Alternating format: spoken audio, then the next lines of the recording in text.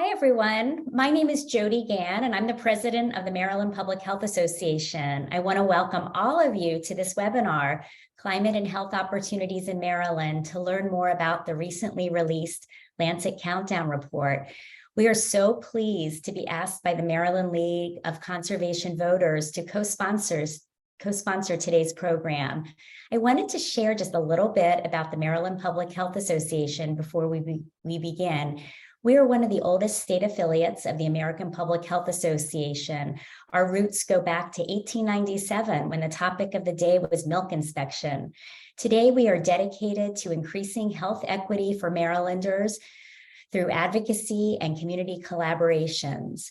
We have a vibrant advocacy committee that weighed in on 42 public health related bills last year, including the Climate Solutions Now Act and the passage of the Public School Composting Grant Program. We also promote professional development and send a biweekly email blast to our members with news, events, job, and grant opportunities. Just 1 week ago, we held our first live annual event in 3 years, where the theme was resilience in the public health workforce and in the community. In addition to a keynote speaker on the topic, we gave our top award to Congressman Jamie Raskin, and he came to accept and share some remarks. So we're still riding high from that event. We're also proud of our new website at www.mdpha.org, where you can learn more about becoming a member, as well as our climate and health initiatives. We would love to have more members from the climate change environmental health sphere, as we are finding ourselves working more and more in this space. Over the summer, we received a grant from the Energy Foundation to build a health table for Maryland. The Energy Foundation already has transportation and building tables, and we were thrilled that they chose us to lead the effort to build their health table. We hired Allie Berry, a Johns Hopkins graduate student in environmental health and engineering, to lead the effort. The health table will launch next week, and you are invited to join the launch to learn more about how the table will advocate for health-focused climate legislation. For our work developing the health table and our continuing climate and environmental health advocacy, the Maryland Public Health Association was awarded the Excellence in Climate Leadership Award at the 2022 APHA annual meeting last month in Boston. We were proud to be the only state affiliate to receive this award and funding, which helps us further our capacity for advocacy and partnerships. Maryland also was selected as a state partner by APHA's Center for Climate Health and Equity Center to participate in a pilot program alongside Colorado, Maine, Nevada, and Tennessee. We're going to be working with APHA leaders to develop state-level projects that help identify communities in Maryland in need of support, to develop a strategic plan for engagement around climate mitigation and adaptation planning, as well as advocacy and policy, and developing relationships with key stakeholders in environmental justice in Maryland, you all. We've also been working with our state APHA affiliates in Pennsylvania and Delaware to address climate change and health as a region. And we're sponsoring a tri-state conference on this topic, March 16th and 17th at Westchester University in Pennsylvania, but it's not too far over the border. So you can imagine, as newcomers to this space, we are thrilled to be here with you all, learning from Rebecca Rear, Director of Climate Policy and Justice with the Maryland League of Conservation Voters, and Dr. Chelsea Gridley-Smith, who is the Director of Environmental Health at the National Association of County and City Health Officials, learning more about the Lancet Countdown report and what this means for Maryland. Allie Berry is here with me and will be with you all throughout the webinar to talk more about the health table and discuss climate and health opportunities in Maryland. So thank you. And now I'm going to turn things over to Rebecca Rear. Thank you so much, Jody, and to the Maryland Public Health Association for co-hosting this webinar with us. And congratulations for your recent award and recognition from the American Public Health Association. So as Jody said, my name is Rebecca Rear, and I am the Director of Climate Policy and Justice at the Maryland League of Conservation Voters, where we use political action and education to protect our air, land, water, and communities. We're excited to be bringing this discussion forward today because we know how important climate solutions are to our health across the country, and particularly here in Maryland, where we feel the direct impacts of heat waves and longer allergy seasons, and where not so long ago historical practices of racial segregation and housing policy have present-day health impacts felt through the urban heat island effect. So let's dive in. When you registered for this webinar, you might have asked yourself, what's the Lancet and what's it got to do with climate change? Well, you might know that the Lancet is a British medical journal, and the Lancet Countdown, whose full title includes Tracking Progress on Health and Climate Change, is an international research collaboration that monitors and reports annually on the relationship between health and climate and its implications for national governments. It was launched after the 2015 Lancet Commission on Health and Climate Change concluded that unmitigated climate change would undermine critical public health gains, but that responding to climate change could represent the greatest global health opportunity of the 21st century. So each year, along with the global report, a companion brief is released that highlights the key threats and opportunities climate change poses for health in the United States. The brief is written with policymakers in mind, so it includes a list of policy recommendations that aim to protect human health from the climate crisis.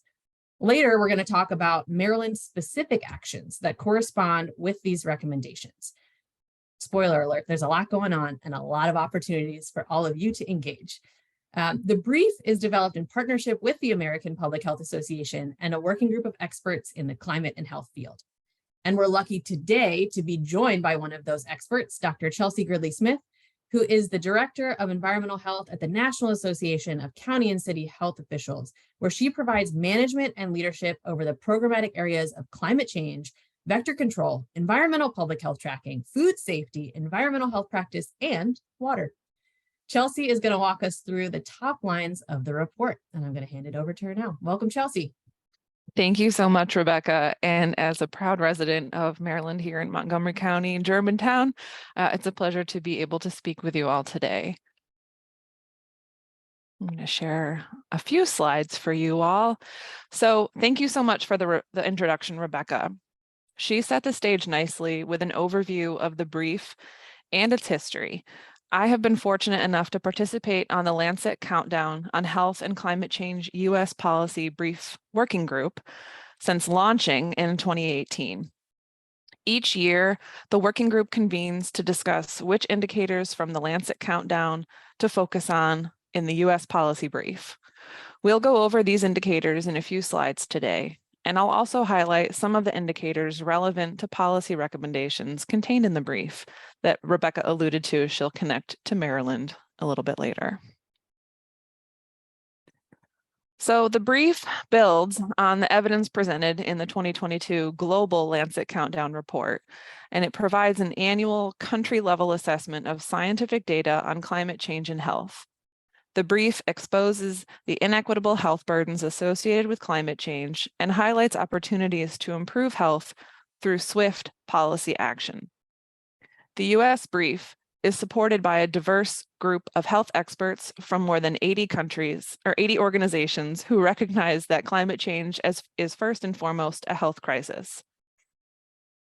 Climate change harms the health and well-being of people across the U.S. today by increasing heart and lung disease, heat-related illness, infections, food and water problems, pregnancy complications, harms to mental health, injuries, and death. The U.S. brief focuses on 17 indicators in 5 broad categories, including air pollution, heat, infectious disease, sea level rise, and others specific to policy recommendations. It also includes a section on mental health impacts. And if you explore the brief online, you'll also see breakdown specific brief reports for regions within the United States.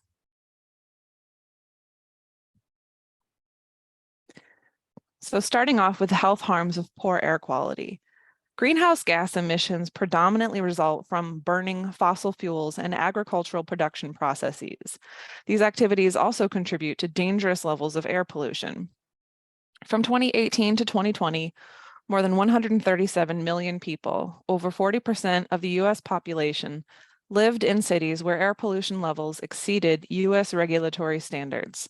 This is especially concerning since health harms occur at pollution levels below the current standards, and there is no known safe level of air pollution exposure. Data from the 2022 Global Lancet Countdown report suggests that in 2020, there were approximately 32,000 deaths in the US due to exposure to ambient human-caused particulate matter pollution, PM 2.5, 37% of which were directly related to fossil fuels. Yet recent research suggests this number may be much higher. Substantial economic costs are associated with the mortality that results from air pollution. Air quality in most of the US has consistently improved for the past several decades, yet racial and income inequalities in exposure to air pollution remain, and in some cases are increasing. Higher levels of PM 2.5 are disproportionately concentrated in Black and African American, Asian, Latinx, and low wealth communities than white and higher income communities. Climate change worsens air quality by increasing the risk of wildfires, drought, elevated pollen levels, and extreme heat. Looking next at heat-related illness. Climate change is causing the US to experience hotter and longer warm seasons and more frequent, longer, and more intense heat waves. Younger children and older adults are disproportionately harmed by warming temperatures, and older adults are disproportionately affected by heat-related morbidity and mortality. Children are more susceptible to harm from climate-related impacts, such as air pollution and extreme heat. Children's developing organs can make them more susceptible to hazardous exposures. They breathe in more air for their body weight compared to adults, and some pollutants can travel through breast milk or cross the placental barrier. Children also depend on adults for their safety and well-being, making them more susceptible to injury during extreme weather events.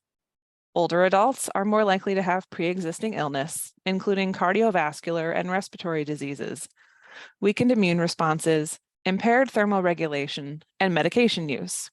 This places them at increased risk of harm during climate-related events like heat waves. The economic cost of these premature heat-related deaths is significant, including the loss of labor hours and accompanying income. On to another group of indicators in infectious diseases. Early evidence suggests that climate change may be linked to increases in the incidence of nearly 60% of infectious and pathogenic diseases worldwide, and there could be more than 1,000 different pathways by which climate change can increase the incidence of human infectious diseases. Pulling from indicator 1.3, the US policy brief highlights vector-borne and waterborne diseases. Climate change contributes to disease-transmitting ticks and mosquitoes being able to live and thrive in new parts of the US for a greater portion of the year. This has already contributed to increased vector-borne disease in the US, including Lyme disease and West Nile. Warmer waters, in addition to other factors, create conditions favorable for the transmission of some infectious diseases. Vibrio species are bacteria that can cause different illnesses, some with gastrointestinal symptoms and necrotizing fasciitis. Increasing Vibrio habitat suitability is linked to warming water temperatures and changes in precipitation patterns. The environmental suitability for Vibrio species has been increasing in US coastal waters. Climate change is also harming mental health and well-being. Climate change impacts, including disasters, heat, and economic losses, are associated with increased risk of depression, stress, post-traumatic stress disorder, anxiety, grief, substance abuse, disempowerment, and hopelessness. This graphic depicts climate change threats. Mental health and well-being impacts. Number 2. 3, systemic stressors that compound with climate change to put some communities at greater risk of mental health harm. 4, susceptible groups. 5, children and youth. 6, protective factors like access to resources that protect some communities from the stress of climate change, like safe housing. 7, barriers to resilience. And 8, overall, solutions to build resilience, like accessible, affordable mental health care, equitable access to nature, safe housing and economic resources, opportunities for community and civic engagement, and strong community preparedness and disaster responses.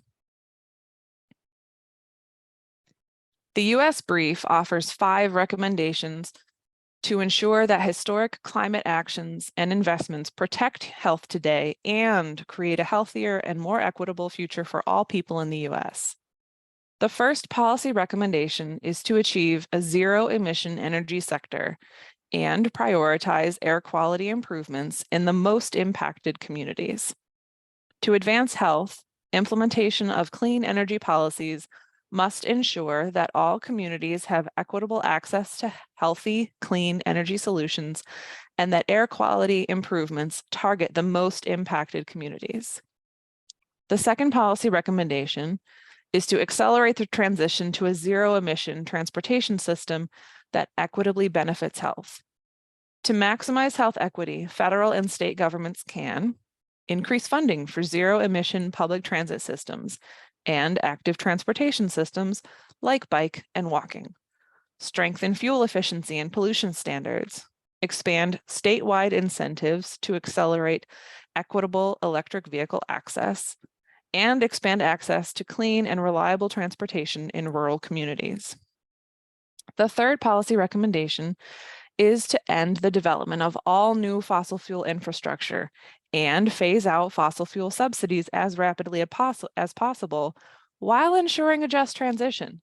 These efforts must be accompanied by investments to support workers and communities in the just and equitable transition to renewable energy. The fourth policy recommendation is to target investments in adaptation to build healthy, resilient, and equitable communities.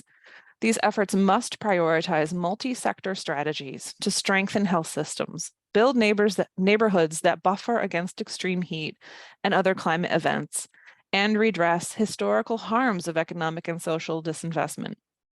The fifth policy recommendation is to scale up U.S. contributions to global climate change finance to support global health equity.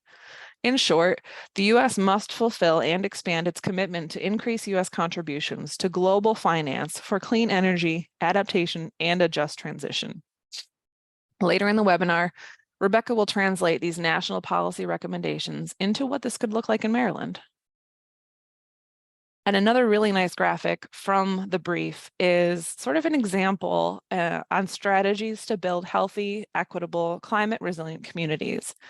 And I particularly like this because you can envision yourself in this community and you can imagine the benefits that you might reap by living in communities like this. These communities have multiple health benefits.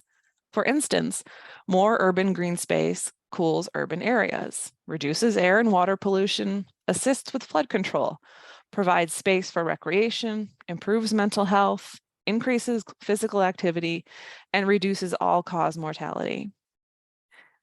Clean and resilient energy systems. Clean and renewable electricity, distributed energy generation, and a smart grid deliver clean air, improve health, and create a disaster-resilient energy supply. Green infrastructure and smart surfaces. What does this look like? Parks, green spaces, green roofs, reflective surfaces, and porous pavements to improve mental and physical health. They also provide places for recreation, cool neighborhoods. They help manage stormwater and reduce disaster damage. Regenerative agriculture. Planting climate-tolerant crops, protecting the biodiversity, regenerating soil, and reducing pesticide and chemical use deliver a more resilient, healthy food supply and reduce carbon emissions. Emergency preparedness and response. Climate-resilient public infrastructure, forecasting capacity, early warning systems, evacuation plans, and centers of refuge from extreme weather, heat, and smoke help build community resilience and preparedness. Healthy and active transportation, a robust public transit, safe space for walking, cycling and wheeling, and low carbon transport like electric vehicles. All of these promote physical activity, reduce pollution, and support community connectedness. And finally, strong communities. Community cohesion can protect people from climate risks, support disaster response, and improve health. and inclusive, community-engaged planning promotes more equitable and just resilience solutions. Now let's hear from Rebecca on opportunities for engagement during the legislative session, matching with policy recommendations from the report. Thanks so much, Chelsea, for that overview of what's in this year's Lancet Countdown and the U.S. Brief. And, part of the origin story of this webinar and the conversation we're having today is, when the brief was released at the end of October, I was reading through it, and as I got to the policy recommendations piece, I thought for each one of these, we're doing something in Maryland, which I think is really exciting and provides a lot of opportunities for engagement and advocacy.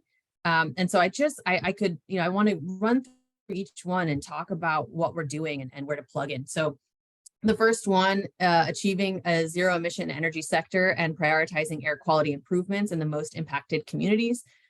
So we just had an election in Maryland.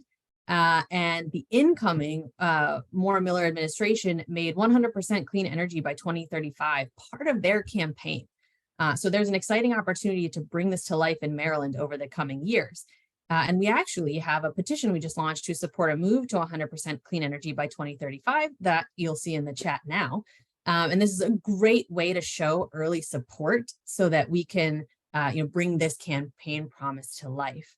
And when it comes to air quality improvements, the Maryland Department of the Environment also received nearly $500,000 under the American Rescue Plan and Inflation Reduction Act to perform air quality monitoring in Cheverly, Curtis Bay, and Turner Station. And there will be more opportunities like this to do some air quality monitoring so we can make sure that we're targeting air quality improvements in the neighborhoods across the state that need it most. And there'll be opportunities to engage with academic partners like the Center for Community Engagement, Environmental Justice, and Health at the University of Maryland, and through legislation. So lots of opportunities around air quality improvements. The second is accelerate the transition to a zero emission transportation system that equitably benefits health. I think this is really closely tied to air quality improvements. But this one is super relevant in Maryland as the most recent Greenhouse Gas Reduction Act Plan Progress Report. Gotta love the bureaucratic report titles, but it showed that transportation is the largest contributor to our state's greenhouse gas emissions at 35%. And where we've seen declines in emissions from other sectors like electricity production, we have not seen much of a reduction in our emissions from transportation over the last 15 years or so, which just means there's a big opportunity to reduce our emissions from transportation. We have a major opportunity to reduce emissions from cars, trucks, and other vehicles, including school buses. There are 2 regulations being adopted by states that we also can implement here in Maryland, the Advanced Clean Cars 2 rule and the Advanced Clean Truck rule. In the waning days of his administration, Governor Hogan could authorize advanced clean cars, and you can call his office and ask him to do so. But if he doesn't, we do hope that Governor-elect Moore will make that a top priority, and we'll hopefully see a bill pass or possibly executive action to implement the Advanced Clean Truck rule as well to see more electric vehicles on our roads, reducing air and noise pollution with the greatest benefits for folks living near major roadways across Maryland. And finally, through our CHISPA program, the Maryland League of Conservation Voters has spearheaded our Clean Buses for Healthy Niños campaign and is working with the state and with local school districts to get more electric school buses as part of our fleets. There are federal grants available and also a unique pilot program with the utilities in Maryland to get more electric school buses on the road. So check out our Clean Buses for Healthy Niños campaign. Again, lots of opportunities to engage with that campaign and continue progress, making sure that kids across the state, how I always think about it is if you think about the height of a tailpipe on a school bus and you think about the height of a little kid, they're about the same. So the air pollution exposure for kids and how they process that air pollution in their bodies is different than adults, and they'll get a higher dose of pollution in general from air pollution. And so it's important that we specifically think about kids' health when we think about opportunities around cleaning, more electric vehicles on the road. So the third is end the development of all new fossil fuel infrastructure and phase out fossil fuel subsidies as rapidly as possible while ensuring a just transition. And for this one, I'm actually going to point people to a couple resources from the Office of the People's Counsel, which is a state agency that defends consumer interests in utility cases. And they've released a series of reports and statements recently. They've looked at the cost of continuing investment in methane infrastructure and have found that the burden of this continued investment is most likely to be on the lowest income Marylanders. So there's really an environmental injustice developing out of our continued investment in fossil fuel infrastructure, not just in the direct, acute respiratory impacts from the emissions from fossil fuel plants, but also then who is using gas in their homes. And so it's something to take a close look at. And again, the Office of People's Counsel has really put out some really helpful resources recently on this issue. I want to encourage people to keep putting their chat questions in the Q&A box. So we'll get to them right after this. So make sure, and Allie will walk us through Q&A. So I just want to make sure people are putting their questions in the chat if you have them. The fourth recommendation was target investments in adaptation to build healthy, resilient, and equitable communities. One important piece in last year's Climate Solution Now Act that passed in Maryland was to codify definitions of overburdened and underserved communities so that investments can be targeted to communities who have borne the brunt of environmental degradation and climate change. This is a really important step because we can't use a lack of definition for an excuse for inaction. We can make sure that the investments are being targeted to communities who need it the most. And to put this into action, we've been using a Justice 40 approach from President Biden's executive order to try to make sure that at least 40% of investments from environmental programs are invested here, including through specific state budget language. So a couple different vehicles that we can use to make sure that this policy recommendation comes to life in Maryland.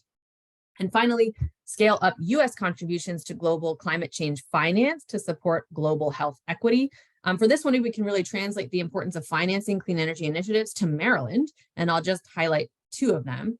First, the Climate Solutions Now Act created a climate catalytic capital fund, which will be used to develop renewable resources and lower greenhouse gas emissions. And importantly, at least 40% of the fund balance shall be used for qualified projects in communities with low to moderate income households. So again, another sort of bringing that Justice 40 principle to life.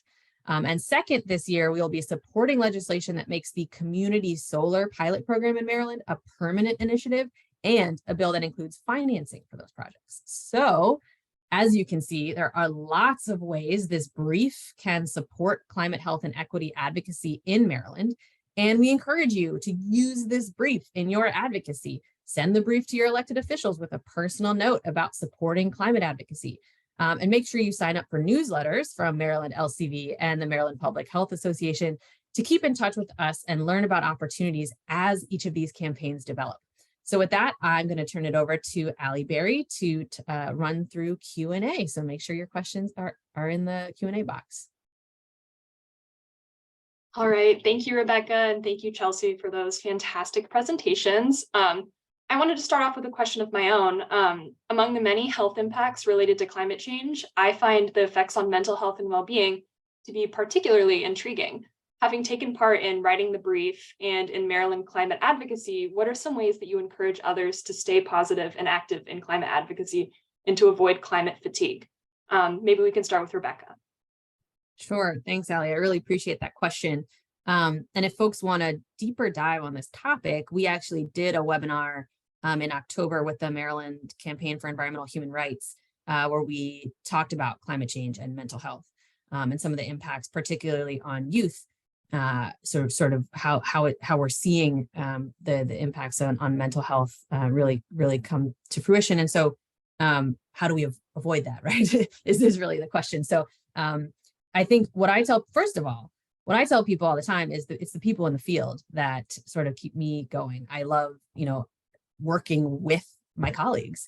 And that's what keeps me going. And I think, the people working in this space, the people working in the climate advocacy space, really put their hearts into it. And I think that as we roll up our sleeves and link arms together to do this work, that really does take all of us.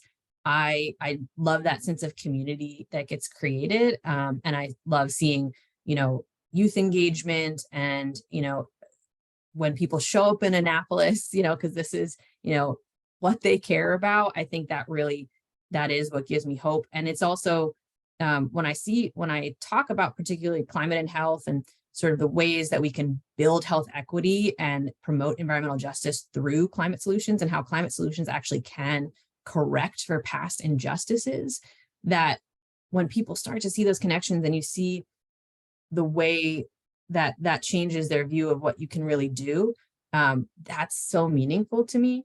And it's everything from supporting a major bill, major legislation, or the individual actions that people take every day, like starting to compost or stopping using those, dryer sheets, these little things that people can do that make a big difference in their own lives, that they learn about through an educational program that we did or a conversation that we had.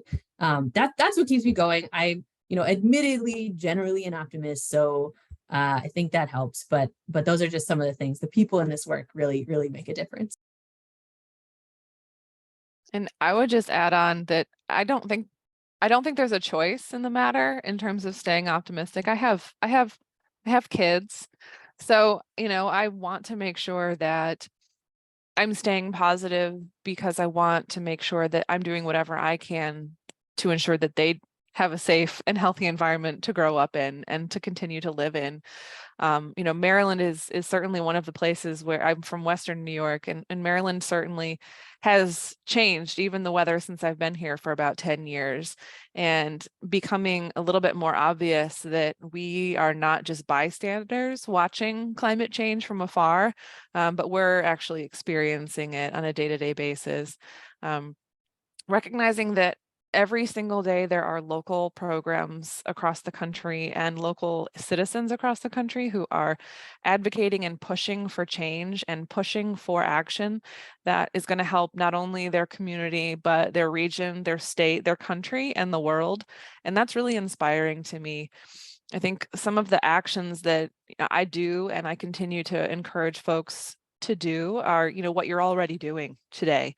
You're learning about how fossil fuels and climate change impact your health. You're becoming a little bit more comfortable talking about it and understanding that these impacts are real, that they are scientifically documented and researched over and over again. And then the next, couple of steps, you can talk with your family and friends. You can start the conversation. You can keep this conversation going. You can ask them, what are you concerned about? Are you noticing things?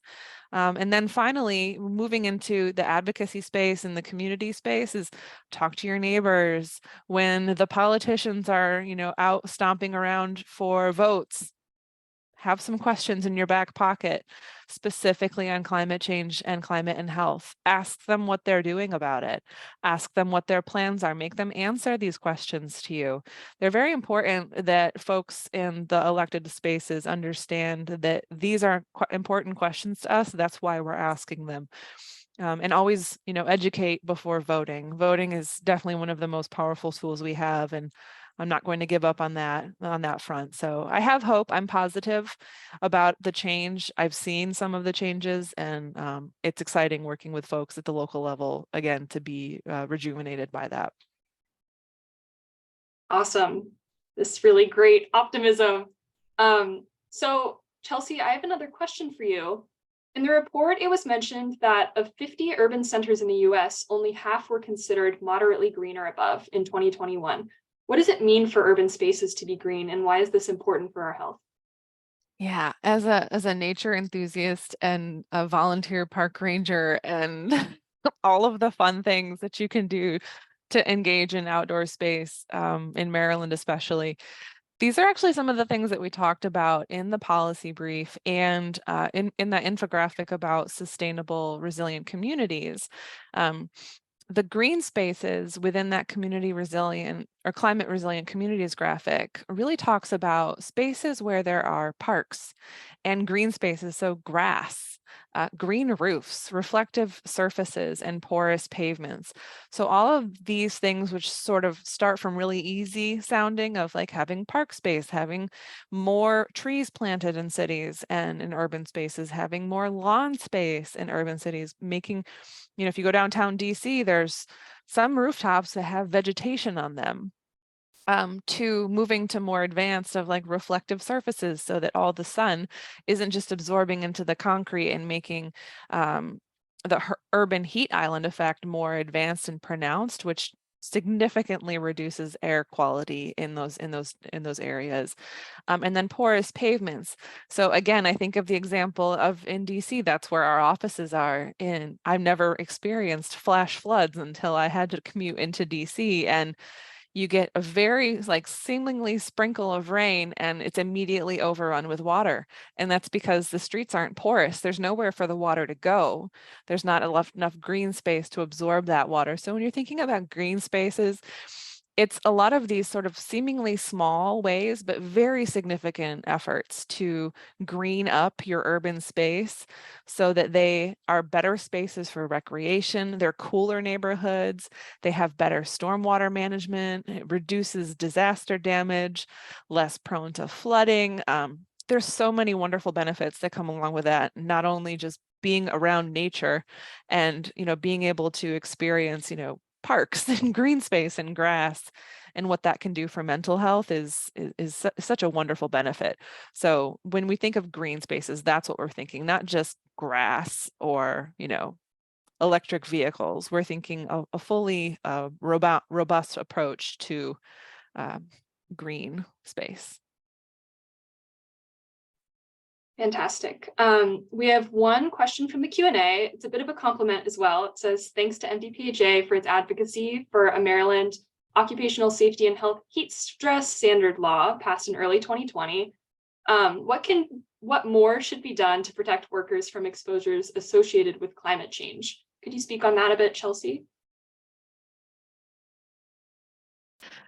Worker exposure to climate change is such an important component to addressing the health impacts in an equitable fashion.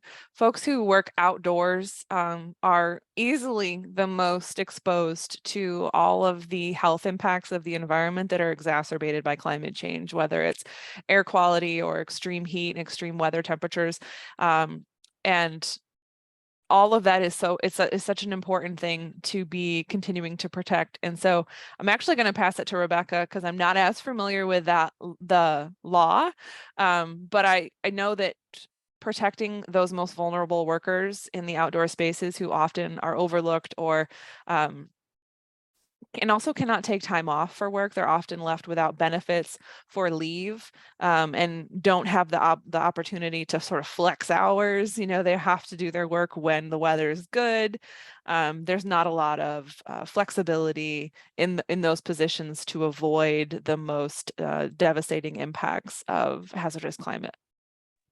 Yeah, I think that's exactly right. And, sort of the being able to shift the time of day that you work or the hours, or making sure there's proper hydration, thinking through the specific type of protective gear that people might need and what that looks like in a changing climate. Does that change the type of gear that people need? So reevaluating that sort of based on historical climate data, and then sort of forecasts what people might need in the field. And I think another thing is making sure that any early warning systems or, that you were talking about, Chelsea, that they're accessible, that they're in multiple languages, that they're culturally competent, that they're broadcast through media that people use. And so just making sure that they're reaching folks who might need to know that for work. I think that, you can, early warning systems, if no one hears them, or the people who need to hear them the most don't, speak the language that broadcast was made in, they're not achieving their goal, right? And so those are just some additional considerations that I would add. I think thinking about how people get to work as well, is important. So is there transit available to various work sites? Because if you're taking a long time to get there or get home, is that impacting, how your exposures? So I think those are just a couple of things that I would add on how we're thinking about sort of occupational health in the, as our climate changes. Our next question's from Mark Imlay, and I'll guide this towards Rebecca. How can we ensure that electricity comes from renewable energy sources such as solar instead of fossil fuels from Maryland? Yeah, I think that's a great question. And there's certainly a number of different policy mechanisms, for example, you can use, but I think, we want to have an approach that disincentivizes fossil fuels and incentivizes clean energy, right? And so I think this is going to be a very vibrant conversation in, sort of the more Miller first 100 days, let's say, or during this legislative session, or particularly in 2024, when we're a year in. So I think that's exactly the right question to be asking of this administration, because there's a campaign promise that was made. And so I think we have a lot of opportunities to answer that. And the real answer is there's a bunch of different ways, right? You can talk about a carbon fee and dividend. You can talk about expanding offshore wind and expanding community solar. And all of these have corresponding pieces of legislation that will be introduced, this legislative session. So, there'll be opportunities to weigh in, but I think that's the right question. And, when we have a strong, our renewable portfolio standard in Maryland is 50% by 2030. And so is there a way to build on that, and make sure that we're incentivizing clean energy, and just, sort of how are we making sure that it's not the sound economic investment to continue in fossil fuel infrastructure. And I think whether that's, again, like that, an alternative compliance payment like we do through RPS, I think it's the right question, and there are multiple policy levers to pull to make that happen. And I think it will be a very exciting conversation where we land on that, let's just say in the next 100 days or so. So I'm sorry, that's not like a finite answer. But I think you'll find an answer soon on exactly how Maryland will do that. But I think, but there's a couple things in particular around expanding the amount of clean energy in the state that's available, so that folks can continue to rely on clean energy sources, but then also at the same time disincentivizing fossil fuels through some sort of fee, some sort of payment structure to make it less economically feasible to continue to rely on it.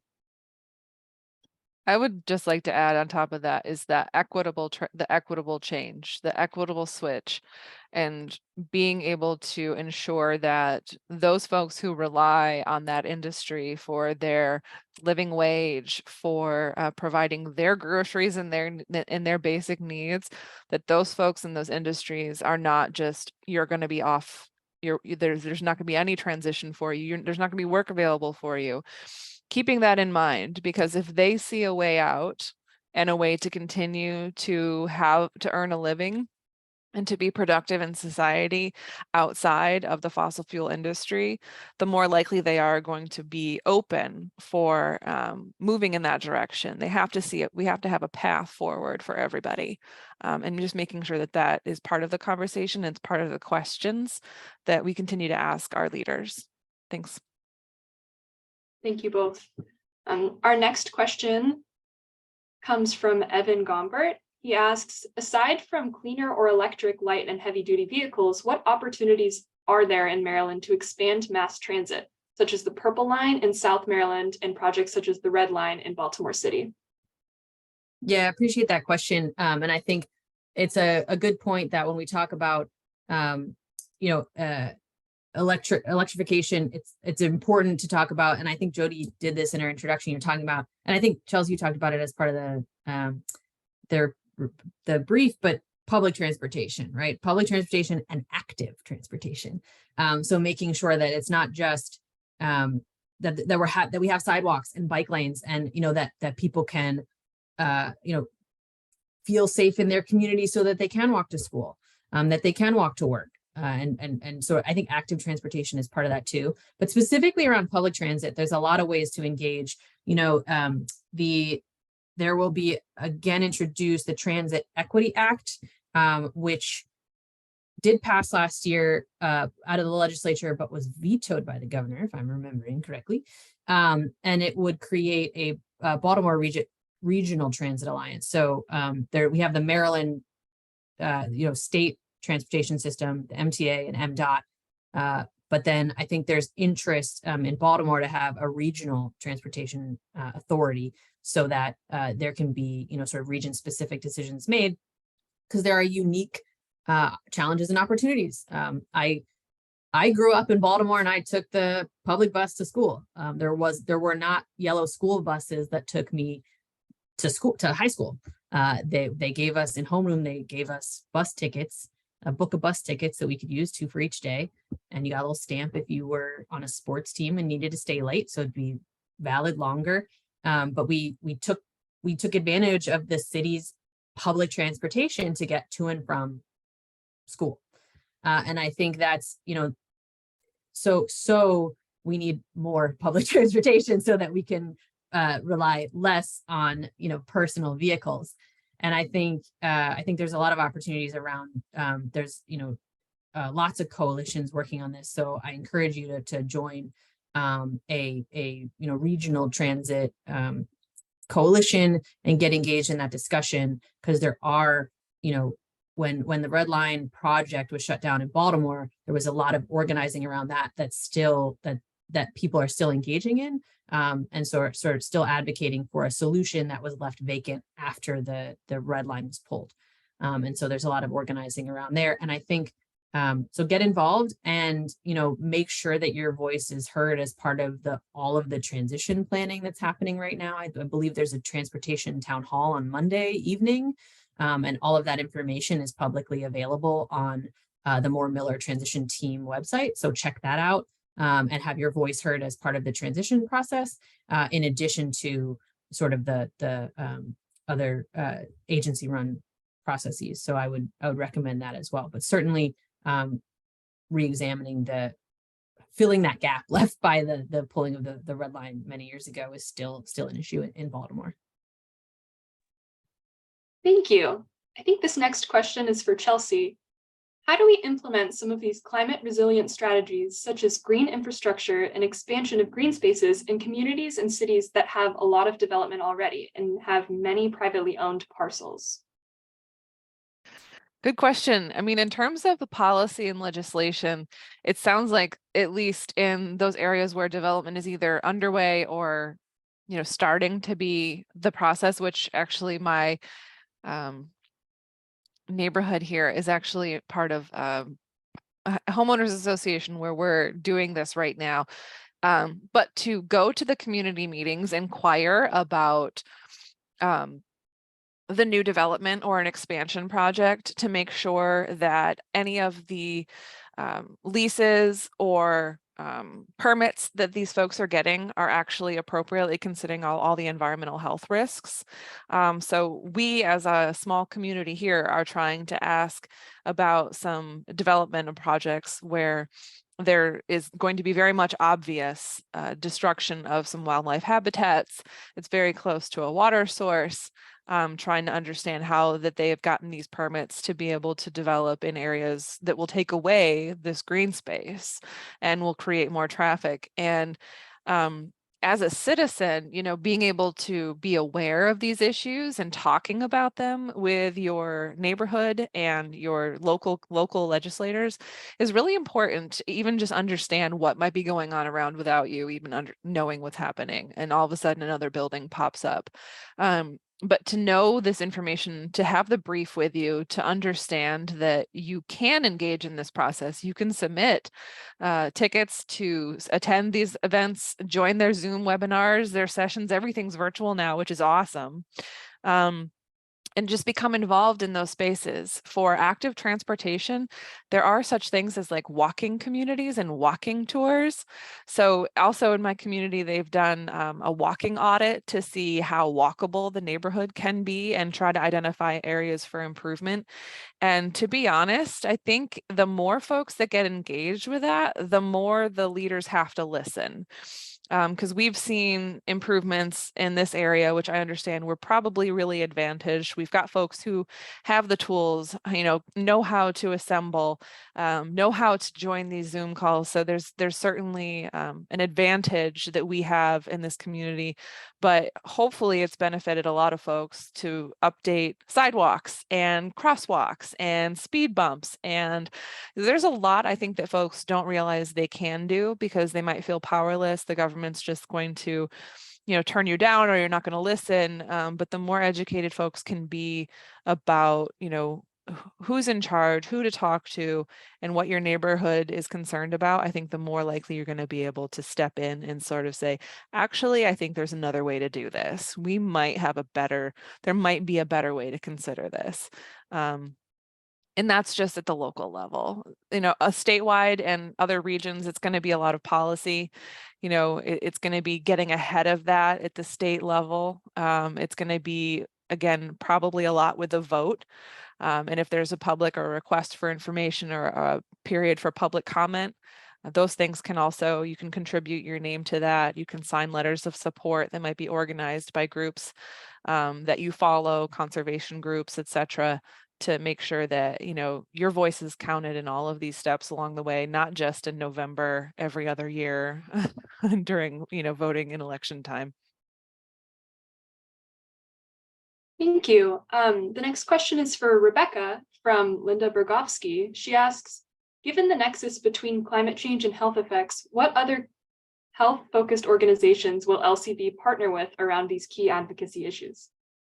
Great question. And we're definitely excited to work with health groups on these issues. I think, Maryland Public Health Association is really stepping up into this space and has support to do so from the American Public Health Association, which is awesome.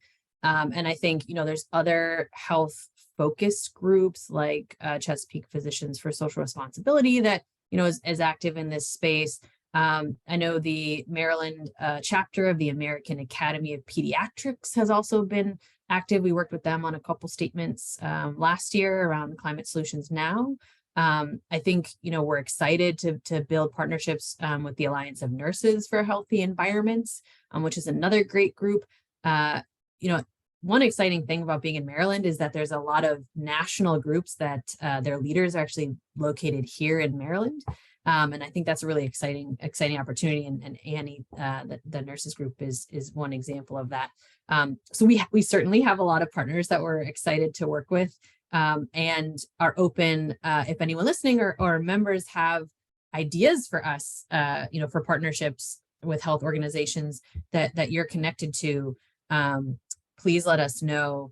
I think another one, there's a member of my favorite acronym ever, which is OUCH, Oncologists United for Climate and Health.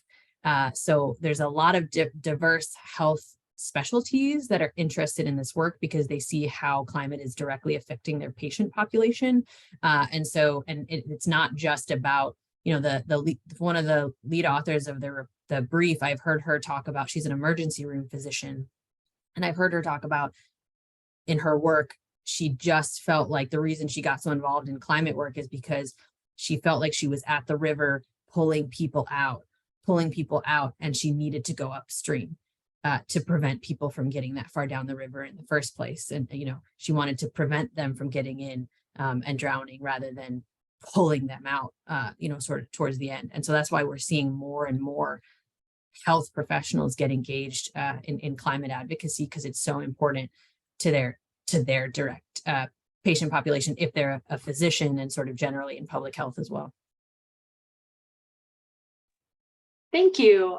With respect to time, I don't know that we have time for any more questions, but on behalf of the Maryland Public Health Association, I want to say thank you all for attending and giving this amazing conversation, and I'll return turn it over to Rebecca for some concluding remarks. Thank you so much, Allie. Thank you, everyone. If you put a question in the chat and you didn't get it answered, please be in touch with us. We're interested in hearing from you and working with you if you have ideas. If you're working with an organization that's focused on health and climate and want to get keyed in with us, please let us know.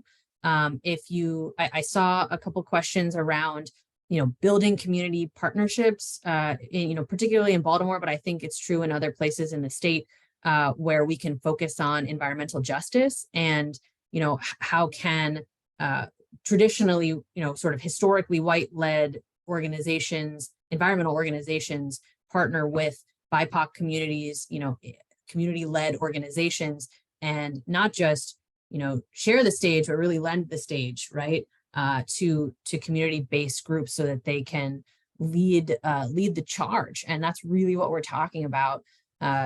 We talk about that a lot in our environmental justice work and in our climate justice work. How can we better support community-based organizations and BIPOC-led organizations in doing this work, because we know that climate change disproportionately affects communities of color, low-income populations, as well as some susceptible groups like kids, the elderly, pregnant women, people with disabilities. Really making sure that climate advocacy is accessible and inclusive is a growing area of advocacy, and we're committed to that work. And so in using my concluding remarks to answer a question that I saw in the chat that I really appreciate, again, I just want to thank all of you for joining today and for your support in our work. Please do take a moment to sign our petition to encourage our elected officials to take action on climate and continue to build a more equitable, climate resilient future for all Marylanders. I also hope that you use this brief. I hope that this was helpful in letting you know about this really important resource, this well-vetted, well-researched, comprehensive, and yet easy to read research, brief. So I hope that you do send it to elected officials, to other advocacy organizations, and that you can use some of the pieces from this in your own advocacy, like Chelsea said, whether that's just in casual conversation, with your family or your neighbors, but also with your elected officials. So again, a huge thanks to everyone for tuning in today.